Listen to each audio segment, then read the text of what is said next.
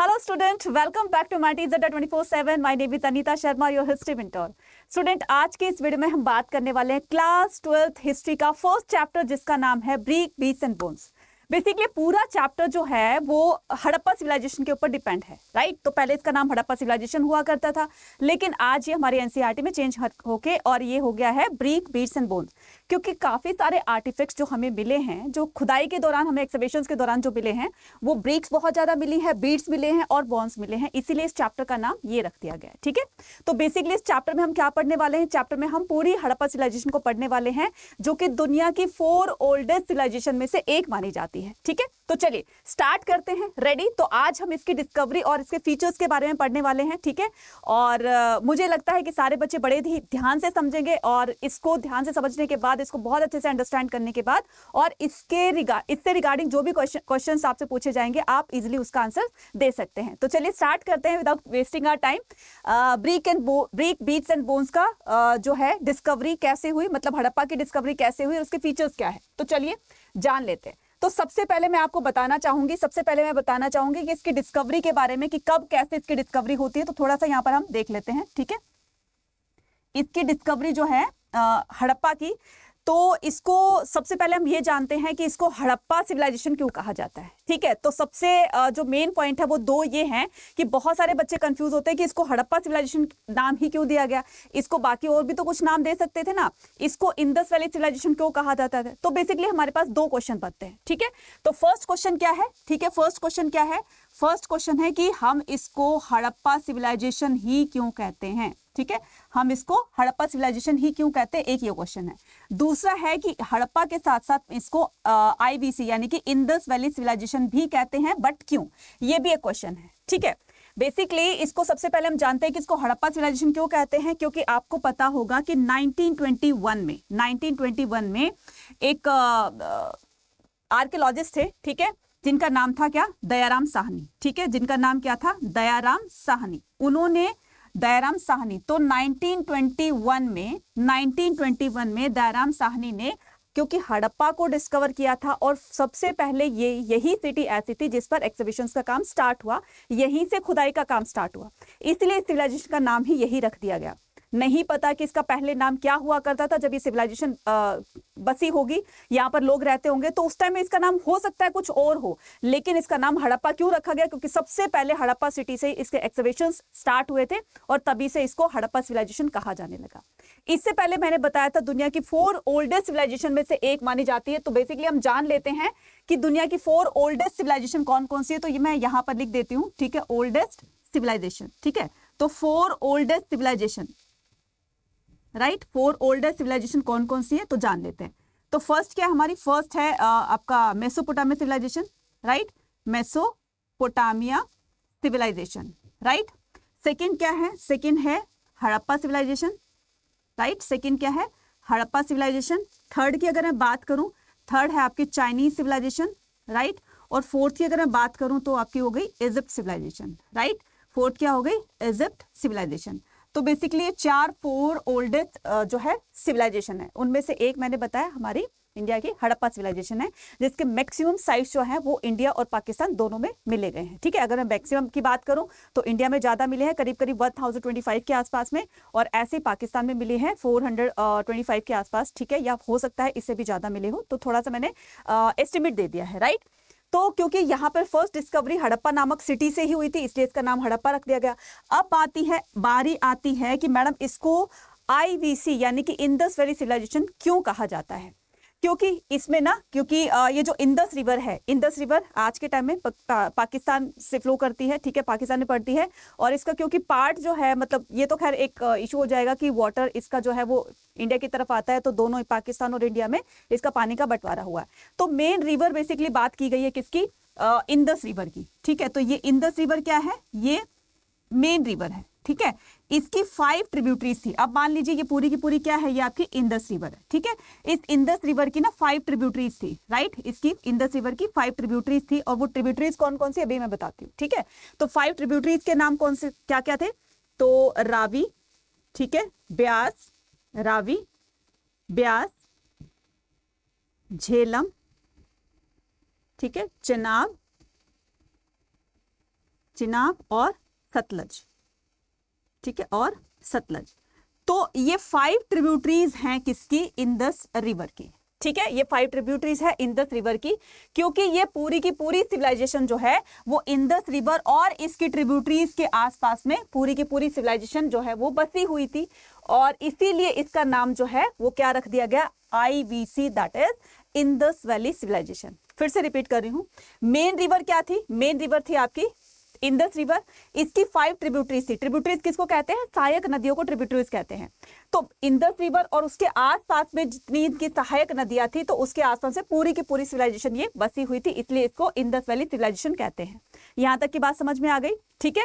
और इसकी डिस्कवरी जो है 1921 में राखलदास दयाराम साहनी ने की थी, किसकी? हड़प्पा की। तो यहां तक की सारी मोटी मोटी बात समझ में आ गई है।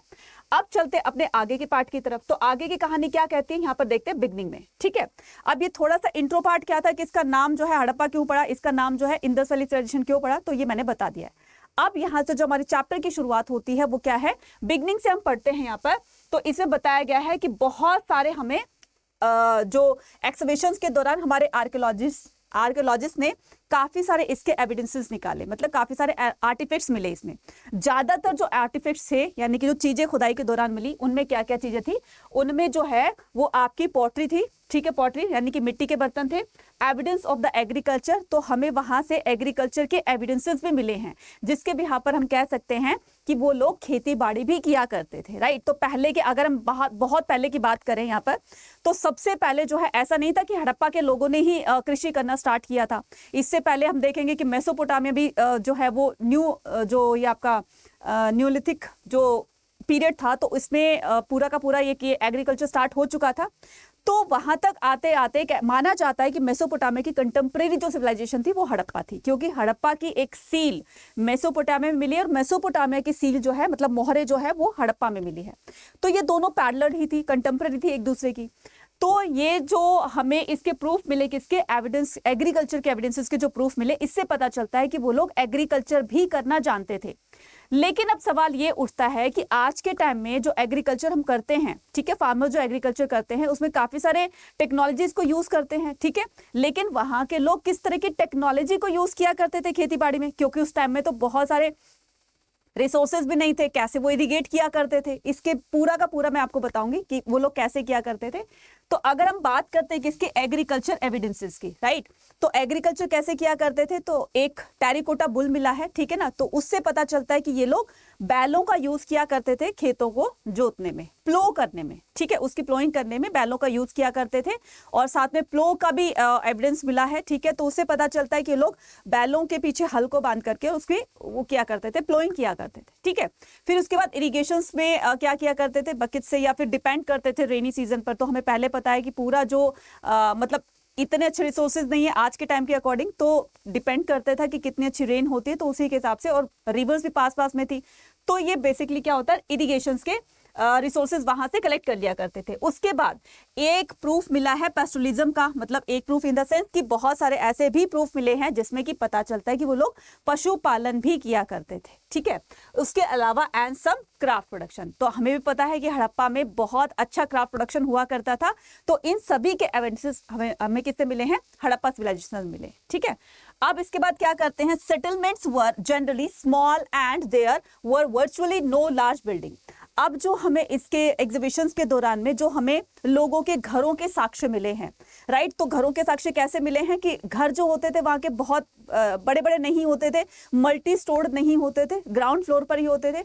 और बहुत ही रेयर केसेस ऐसे देखे गए कि ऊपर छत तक जाने के लिए, और वहां पर थोड़ी बहुत ही कम मतलब घरों में देखा गया, रेयर केसेस ऐसे मिले हैं स्टेयर के केसेस वहां पर देखे गए। वरना तो वहां पर कोई स्टेयर्स भी नहीं होती थी, लोगों को छत पर जाने की जरूरत नहीं होती थी, बस ग्राउंड फ्लोर पर ही उनका सारा का सारा अरेंजमेंट होता था, ठीक है।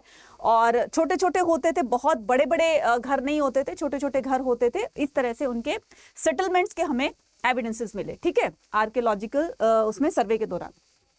अब चलते हैं आगे की तरफ। तो plight of the Harappa, although Harappa was the first site. अभी मैंने क्या कहा, इससे पहले मैंने आपको सारा एक्सप्लेन करके बताया था। हालांकि हमें पता है कि हड़प्पा जो है वो सबसे पहले फर्स्ट सिटी डिस्कवर की गई थी, हड़प्पा नामक सिटी जो थी, वहीं से एक्सकवेशन स्टार्ट हुए थे, ठीक है। उसके बाद it was badly destroy by the Greek robbers. अब हुआ क्या था, एक स्टोरी सुनना, फिर यहाँ से समझ में आ जाएगा। ये बहुत बुरी तरीके से रॉबर्स के थ्रू जो है इसको डिस्ट्रॉय किया गया था। अब रॉबर्स किसको बोला गया है? रॉबर्स इनको बोला गया है कि वहां पर जब सबसे पहले इसी शहर से, सिटी से, जब एक्सहिबिशंस के दौरान इस पर काम शुरू हुआ, तो क्या होता है कि आपने सुना होगा किसको, अलेक्जेंडर कनिंघम को, ठीक है। तो अलेक्जेंडर कनिंघम जो कि फर्स्ट ASI थे, आर्कियोलॉजिकल सर्वे ऑफ इंडिया के फर्स्ट डायरेक्टर जनरल थे, ठीक है। तो इनको जो है बताया किसने, जॉन मार्शल ने, कि ये इस तरह की सिविलाइजेशन है और बहुत बहुत पुरानी सिविलाइजेशन है, और पहले तो इनकी बातों पर विश्वास नहीं किया गया। तो अलेक्जेंडर कनिंघम, ठीक है, अलेक्जेंडर कनिंघम को एक टेक्स्ट बुक मिलती है बुद्धिस्ट चाइनीज उसकी टेक्स्ट की, ठीक है। तो कोई ट्रैवलर आया होगा, ठीक है, 4th से 7th सेंचुरी में कोई ट्रैवलर आया, बुद्धिस्ट चाइनीज थे, ठीक है, बुद्धिस्ट था जो चाइना से आया था। तो उन्होंने उस एरिया को एग्जामाइन किया और अपनी बुक लिख दी। वो बुक जो है उनको पता लगती है, किसको, अलेक्जेंडर कनिंघम को पता चलती है।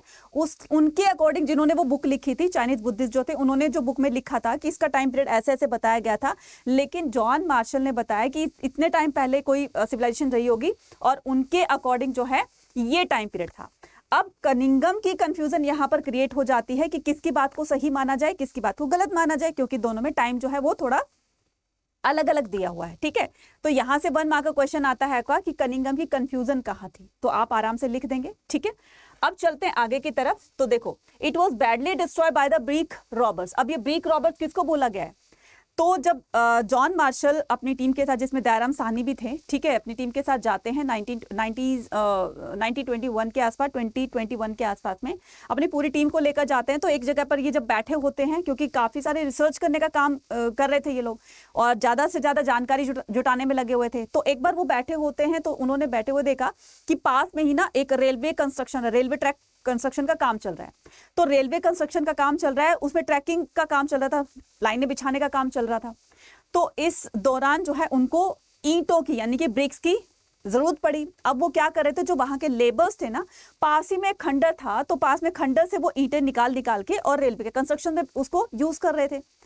अब वहां पर कुछ हमारे जो आर्कियोलॉजिस्ट हैं, उन्होंने देखा कि ये जो है, मतलब उनको अंदर से क्यूरियोसिटी होती है इस बात को जानने की कि ये क्या कर रहे हैं ये लोग, ये ईंटों को एक जगह से दूसरी जगह पर क्यों लेकर जा रहे हैं।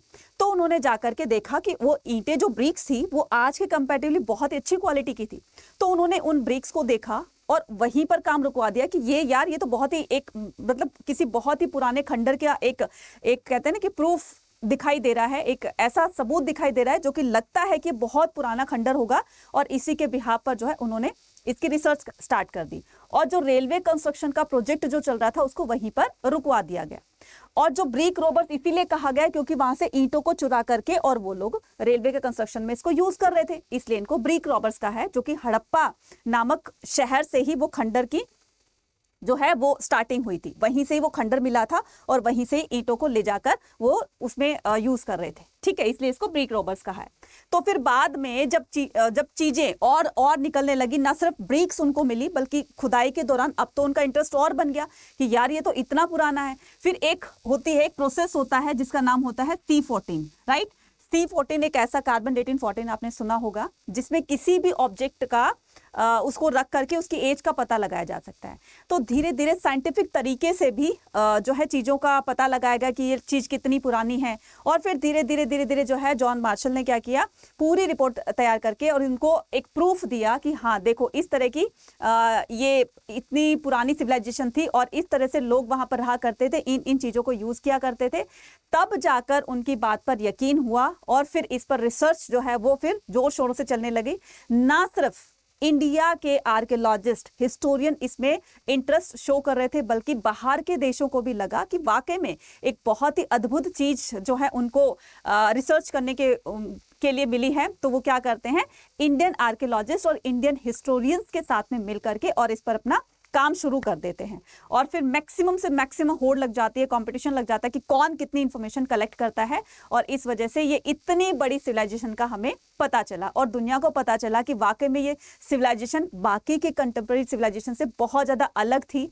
वेल प्लान्ड इनके सिटीज़ होती थी, बहुत अच्छे तरीके से इसको बनाया गया था। आज से हजारों साल पहले ये देख लो कि जब इंसानों को अच्छे से समझ में भी नहीं आई थी, ठीक है, और तब तक इनके यहाँ पर जो भी होते हैं वो आपके जैसे सैनिटरी जो सिस्टम्स होते हैं तो उस टाइम में वो लोग यूज किया करते थे। हालांकि आज की तरह से वो इतने ज्यादा फैसिलिटी नहीं थी, लेकिन हाँ हाइजीन का बहुत ख्याल रखते थे।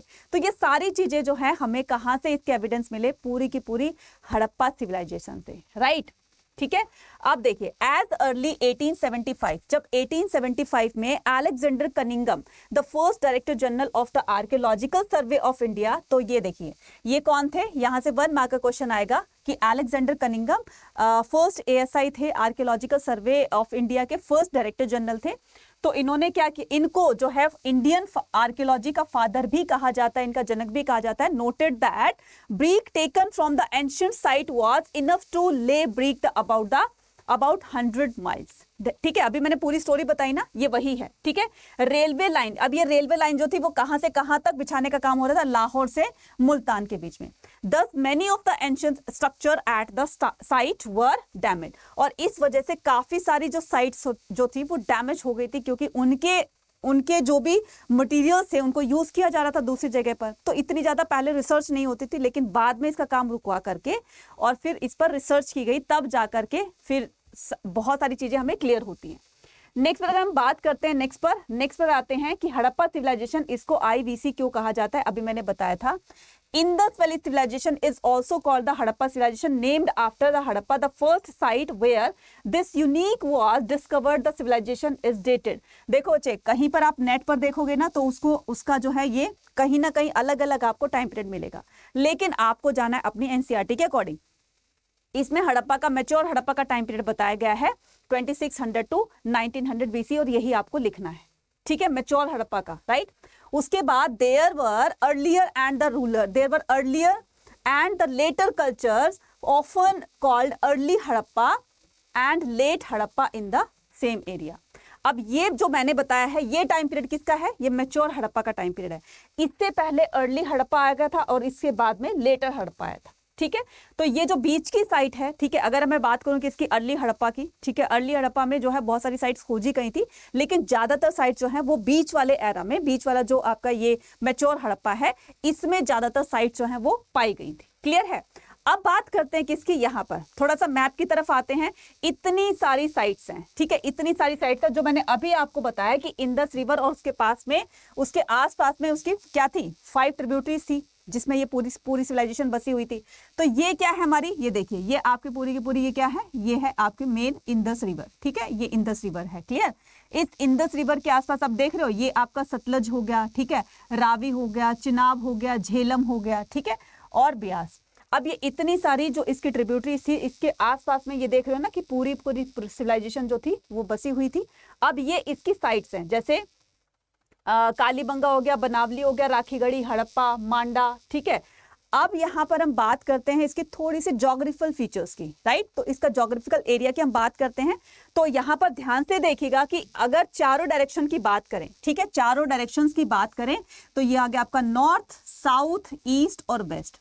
नॉर्थ में ये जो है जम्मू, मांडा तक ये फैला हुआ था। ठीक है, मांडा, ठीक है, मांडा एक जगह का नाम है जो कि जम्मू में पड़ता है, ठीक है, जो कि जम्मू में पड़ता है, जम्मू कश्मीर की तरफ में, और नॉर्थ में ये यहाँ तक फैला हुआ था। अगर ईस्ट की बात करें तो ईस्ट में आलमगीरपुर, तो आलमगीरपुर ये उत्तर प्रदेश में है। ठीक है, ये यहाँ तक फैली हुई थी हड़प्पा सिविलाइजेशन। उसके बाद अगर मैं साउथ की बात करूं, साउथ में जो है वो दायमाबाद, ठीक है, साउथ में दायमाबाद यहां तक फैला हुआ था। ठीक है, और अगर मैं वेस्ट की बात करूं तो आपका अफगानिस्तान वगैरह यहां पर आ जाएगा। ठीक है, शोर तो गई अफगानिस्तान। तो कहने का मतलब ईस्ट, वेस्ट, नॉर्थ, साउथ में इस तरह से ये इतनी बड़ी सिविलाइजेशन जो थी वो चारों दिशाओं में फैली हुई थी। हालांकि उत्तर प्रदेश से ये इस तरफ नहीं गई थी, तो हम कह सकते हैं कि ये जो है इसकी शेप जो है आप देख रहे हो ना, ये अब इस तरह से ये पूरी की पूरी सिविलाइजेशन आप देख रहे हो, ये इसका क्या था, पूरा ज्योग्राफिकल एरिया था। क्लियर है। ठीक है, ये पूरा का पूरा मैच्योर हड़प्पा की साइट है। ठीक है, इसमें अर्ली हड़प्पा और लेटर हड़प्पा की साइट्स नहीं दी हुई, ये पूरा का पूरा मैच्योर हड़प्पा है, जो कि आपके पूरे क्वेश्चंस जो है यहीं से आने वाले हैं, मैच्योर हड़प्पा से। ये देखिए, ठीक है, नागेश्वर हो गया, रंगपुर हो गया, लोथल हो गया, ये आपकी रिवर है नर्मदा, फिर ये धोलावीरा हो गया जो कि आप देख रहे हो आपके गुजरात में है। ठीक है, उसके बाद ये सुत कांगेडोर हो गया, मोहनजोदारो जो कि पाकिस्तान में पड़ता है। तो ये सारी क्या है, ये सारी की सारी आपकी मैच्योर हड़प्पा की साइट्स हैं। क्लियर? चलिए अब आगे की बात करते हैं।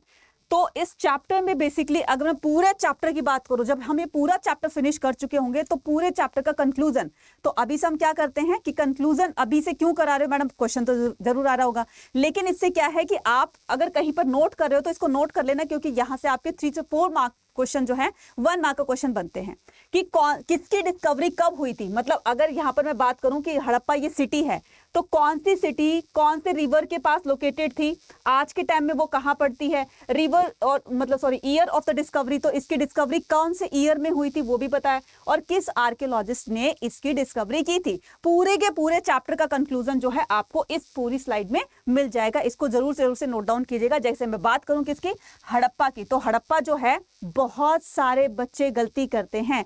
पूछा जाता है कि हड़प्पा जो है वो कौन सी रिवर के पास लोकेटेड था। मैक्सिमम बच्चे जो है 90% बच्चे गलती कर देते हैं, मिस्टेक कर देते हैं कि हड़प्पा जो है वो इंदस रिवर के पास लोकेटेड है, क्योंकि उनका नाम ही उनको पता है कि इसको इंदस वैली सिविलाइजेशन भी कहा जाता है, इसलिए इंदस को टिक कराते हैं, जो कि बिल्कुल बिल्कुल गलत है। ठीक है, तो आपको क्या करना है, इंदस रिवर जो है सॉरी ये हड़प्पा जो है वो रावी रिवर के पास लोकेटेड है और ये पाकिस्तान पंजाब में पड़ती है। 1921 में इसकी डिस्कवरी की गई थी और दयाराम साहनी ने की थी। ऐसे ही मोहनजोदारो इंदस रिवर के पास लोकेटेड है। मोहनजोदारो को इंदस रिवर पर लोकेट करना है, ठीक है ना। उसके बाद ये सिंध प्रांत में पड़ता है, ठीक है, सिंध प्रांत में पड़ता है, जो कि पंजाब का ही पार्ट है, राइट। 1922 में आर.डी. बनर्जी, राखलदास बनर्जी ने इसको डिस्कवर किया था। रोपड़ सतलुज में है, ठीक है, सतलुज रिवर के पास लोकेटेड है। इंडियन पंजाब में ये पड़ता है। 1953 में वाई.डी. शर्मा ने इसकी डिस्कवरी की थी। लोथल भोगवा रिवर के पास लोकेटेड है। इस तरीके से आप पूरा का पूरा इसको कहीं पर नोट डाउन कर रहे हो तो नोट डाउन जरूर कर लीजिएगा, क्योंकि यहाँ से ये जो मेन आपके पता चल रहे हैं ना कि 1 मार्क का क्वेश्चन की बताइए कौन सी साइट कहाँ पर लोकेटेड थी, कब डिस्कवर किया गया था, किसने डिस्कवर किया था, सारी चीजें यहाँ से नोट डाउन कर लीजिएगा। ठीक है, चलिए अब चलते हैं आगे की तरफ। ठीक है, तो आगे की कहानी क्या कहती है, आगे की कहानी कहती है सब्सटेंसेस स्ट्रेटजीज। तो the Harappan site at the, अब हड़प्पा के लोग जो थे वो खाने में क्या खाते थे, वेजिटेरियन थे या नॉन वेजिटेरियन थे? एक्चुअल में वो दोनों थे, वेजिटेरियन भी थे, नॉन वेजिटेरियन भी थे। ठीक है, तो जैसे आज के टाइम में हम है ना वेजिटेरियन, हम में से बहुत सारे लोग जो हैं वो दोनों होंगे, वेजिटेरियन भी होंगे, नॉन वेजिटेरियन भी हो। कमेंट सेक्शन में लिखकर बताना कि आप कौन सी कैटेगरी को, वेजिटेरियन हो, नॉन वेजिटेरियन हो, या दोनों हो। ठीक है, अब क्या करना है आपको कि the Harappan site, the Harappan ate wide range of the plant and the animal product, दोनों ही प्लांट प्रोडक्ट भी और एनिमल प्रोडक्ट भी दोनों को ही खाने में यूज किया करते थे। एनिमल बोन्स, जैसे कि मान लीजिए खाने में वो फिश यूज किया करते थे, जो फिश बोन्स होती हैं वो हमें जमीन में दबी हुई मिली, इससे पता चलता है कि वो लोग फिश को भी खाने में यूज किया करते थे, राइट। उसके बाद एनिमल्स बोन्स फाउंड, और बहुत सारे एनिमल्स के हमें बोन्स मिली है एट हड़प्पा साइट। कहां पर मिली है? हड़प्पा साइट पर। कौन कौन से एनिमल्स की मिली है? Site including the those kettles, ठीक है, शीप, गॉट, बफेलो और एंड पिग। ठीक है, द बोन्स ऑफ द, इसके अलावा हमें कुछ जंगली जानवरों की भी बोन्स के साक्ष्य मिले हैं। वो कौन कौन से हैं? जैसे यहाँ पर the bones of wild species found the suggested that Harappa hunted these animals themselves or obtain। अब इनसे पता चलता है कि वो लोग जंगली जानवरों का भी शिकार किया करते थे, उनको भी हंट किया करते थे। अब क्वेश्चन ये आता है कि मैम सबसे पहले आप ये बताइए कि क्या उनको हंट करना आता था? और सबसे, अगर मान लीजिए उनको हंट करना आता था, तो ऐसे कौन से पहले वो इंसान थे जिन्होंने हंट को किया होगा, जिन्होंने सबसे पहले हंटिंग स्टार्ट की होगी, राइट, शिकार किया होगा। दरअसल यहाँ से एक छोटी सी एक कहानी है इसमें कि जब इंसानों ने, मतलब अगर हमने क्लास 11th में जो फर्स्ट चैप्टर पढ़ा था उसमें देखा ना कि इंसानों ने सबसे पहले ऐप की कैटेगरी में थे, बंदर की कैटेगरी में थे, फिर धीरे धीरे हम इंसान बने। तो इंसानों में समझ कैसे आई? वो समझ एक्चुअली में यहीं से धीरे धीरे अपनी जो है वो माइंड डेवलप होना स्टार्ट होता है। ठीक है, वो कैसे कि अगर मान लो सबसे पहले अगर उसने खाने के लिए किसी जानवर को मारने के लिए पत्थर उठाया और पत्थर को उसको, ठीक है, वो उसको उसके ऊपर फेंका। ठीक है, अब उसके ऊपर फेंकने के बाद अगर मान लीजिए वो रैबिट पर फेंका, वो पत्थर भारी से पत्थर रैबिट पर फेंका, तो रैबिट तो एक ही पत्थर खा के चारों खाने चित हो जाता है। इसका मतलब ये कि वो लोग रैबिट को खाने में यूज किया करते थे। अब दूसरी बात ये कि अगर मान लो पत्थर को अगर उसने लायन पर मारा तो क्या होगा? तो कैसे पता चलेगा कि ये कमजोर जो है, ये वीक एनिमल है, ये स्ट्रॉन्ग एनिमल है, भाई ये डेंजरस एनिमल है, इसको तो नहीं खाना है। तो जैसे उसने पत्थर उठा करके उसकी तरफ मारा होगा तो शेर तो वापस उसकी तरफ गुर्रा कर आया होगा ना, इसका मतलब ये कि वो तो फिर दुम के भाग गया। यहां से पता चलता है कि कौन से एनिमल का शिकार करना है, कौन से एनिमल का शिकार नहीं करना है। ठीक है, अगर वो शेर को मारने के लिए, हंट करने के लिए जाते तो पता चले कि वो शिकार करने जा रहे हैं, कहीं वो ही ना शिकार होकर बैठ जाए। तो यहाँ पर अब इंसानों को समझ में आ गई थी भाई लायन का जो है हमें हंट नहीं करना है और ना ही करना चाहिए, क्योंकि ये हंट करने से पहले हमें ही खा जाएगा। ठीक है, और जो वीक एनिमल्स होते थे उन्हीं को हंट किया करते थे। तो इसी के प्रूफ जो है हमें यहाँ से मिले। देमसेल्फ और obtain the meat from hunting, तो ये क्या करते थे, जंगली जानवरों को मार करके और उसको मीट के रूप में यूज किया करते थे। ठीक है, बोन्स ऑफ फिश एंड फोल और ऑल्सो फाउंड। ठीक है, तो हमें इनके फिश के भी और फोल्स के बोन्स के एविडेंसेस भी हमें इनके साइट्स पर मिले हैं। ठीक है, उसके बाद अगर मैं बात करूं सब्सटेंशियल स्ट्रेटजीज की, तो सब्सिस्टेंस स्ट्रेटजीज में एग्रीकल्चर टेक्नोलॉजी। अब ये लोग एग्रीकल्चर में क्या क्या यूज किया करते थे, तो मैंने कहा ना कि ये एक हमें टेरिकोटा का बुल मिला है, representation on the seal the terracotta sculpture. ठीक है, अब ये क्या है, टेरिकोटा क्या होता है बच्चे, एक तरह की मिट्टी होती है, उससे बना हुआ एक खिलौना मिला है। ठीक है, ये बुल का एक हमें मिट्टी का खिलौना मिला है। उस टाइम में बच्चे मिट्टी के खिलौनों से खेला करते थे।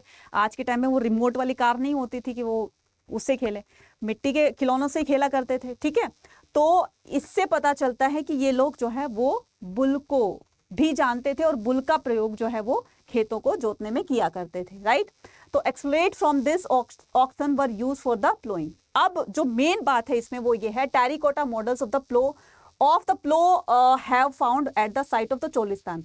अब ये हमें टेरिकोटा मॉडल जो है, terracotta model of plough have been, अब ये हमें हल के साक्ष्य कहां से मिले, हमें चोलिस्तान और बनावली से मिले। ठीक है, देखो यहाँ पर terracotta models of the plough have been found. तो हल के और मतलब जो प्लोस के फील्ड जो होते हैं, मतलब बैल के और प्लो हल के जो साक्ष्य है वो हमें कहां से मिले, वो चोलिस्तान और बनावली से मिले हैं।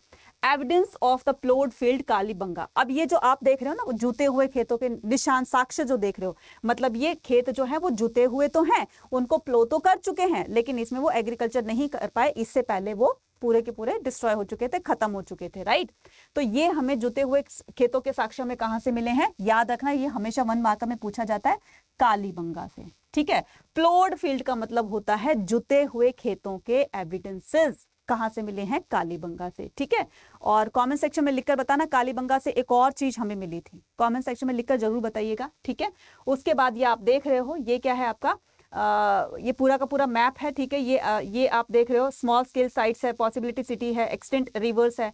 तो ये सेम वैसे ही आपकी लो इंदस वैली रिवर है, तो ये सेम आपका वही आ जाता है जो मैंने अभी पूरा का पूरा मैप बताया है। ये ऐसे ही है कि आपका कहां पर है, चोलिस्तान कहां पर है, बनावली कहां पर है, यहाँ पर दिखाया गया है। ठीक है, तो यहाँ पर आपको क्या करना है, ये पूरी की पूरी इंदस रिवर है। ठीक है, अरावली हिल्स है, ग्रेट थार डेजर्ट है, ये फिर इंडिया है, ये कोटजी है। तो आप इसमें से देखिएगा कि कहां पर कौन सी साइट है, क्योंकि यहाँ से आपके मैप के क्वेश्चन जरूर से बनते हैं। ठीक है, इसी का ही प्रूफ हम पीछे देख चुके हैं। क्लियर? तो जो बच्चे चैनल पर नए हैं, चैनल को सब्सक्राइब कीजिएगा। और मुझे लगता है कि आपको अभी तक जितना भी एक्सप्लेन किया है सारा कुछ समझ में आ गया होगा। और किस तरह के कोई भी अगर आपको डाउट होता है, कोई क्वेश्चन होता है, क्वेरी होता है, कमेंट सेक्शन में आप लिखकर पूछ सकते हैं। और जो होमवर्क आपको दिया है कमेंट सेक्शन में लिखकर जरूर बताइएगा। चैनल पर अगर नए हैं तो चैनल को सब्सक्राइब कीजिएगा। वीडियो कैसी लगी कमेंट सेक्शन में लिखकर जरूर बताइएगा। ज़्यादा से ज़्यादा बच्चों के साथ इसको शेयर कीजिएगा और लाइक कीजिएगा। मिलते हैं अपनी नेक्स्ट वीडियो में। Take care.